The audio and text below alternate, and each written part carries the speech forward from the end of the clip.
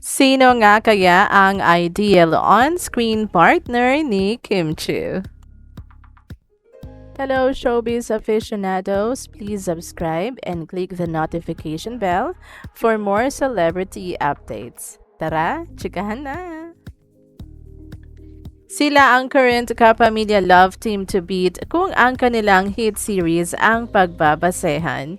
Si Kim Chiu at Paolo Avellino na mas kilala bilang Kim Pao ay bumida sa Prime Video, ABS-CBN global hit na Linlang at sa Filipino remake ng Korean drama What's Wrong with Secretary Kim.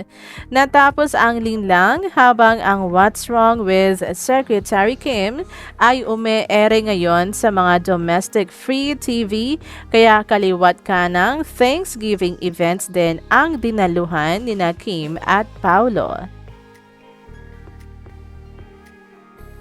Isa na rito ang Kapamilya Kalayaan Caravan or KKK sa Birmingham, UK nitong June 30. Nauna na ang Dubai leg ilang linggo bago sa UK. Na-interview sila Kim at Paolo sa pagbisita sa UK para pasalamatan ang mga kababayan at kapamilyang tumangkilik at tumatangkilik sa kanilang mga proyekto. Mainit ang love team na Kim Pao lalo sa social media. Marami kasing fans ang naniniwalang hindi lang pang television ang magandang relasyon ng dalawa, kundi maging sa totoong buhay. Gayunman, walang kumpirmasyong nakukuha mula sa dalawa.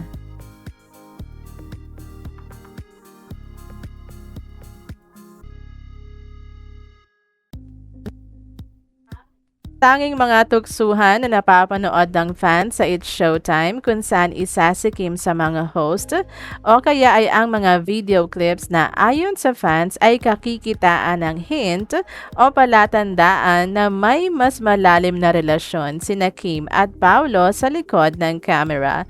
Iyan ay sa kabila ng hindi naman talaga sila pinagsama sa proyekto bilang love team o para maging love team.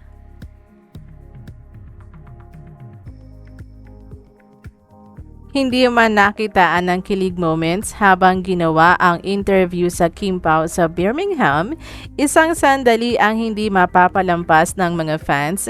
Ito ay nang tanungin si Kim kung paano ilalarawan ni Kim ang kanyang ideal on-screen partner. Hindi man niya direktang sinabi na yung aktor na katulad ni Paolo, pansin sa video na bago ito sinagot ni Kim, hindi niya naiwasang lumingon muna kay Paolo. Ideal? Sabay lingon kay Paolo. Siyempre una magaling dapat para hindi mahirap katrabaho o kaeksena o hindi mahirap o marte. Yung may presence of mind at gusto yung ginagawa niya, sabi ni Kim.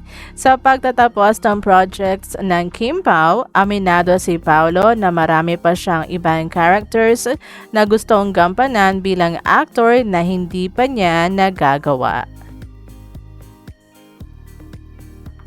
Nang tanungin naman si Kim kung ano ang kanyang staying power sa showbiz, sabi ni Chinita Princess na malaking parte talaga nito ang pagpasok niya sa bahay ni Kuya para sa Pinoy Big Brother Teen Edition noong 2006 hanggang tanghaling Big Winner.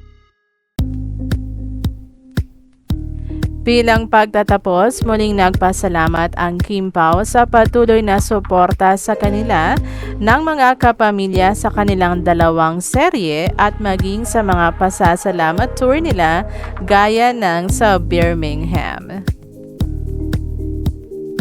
Mga ka-VLT, for more showbiz updates, please subscribe and click the notification bell to keep you posted.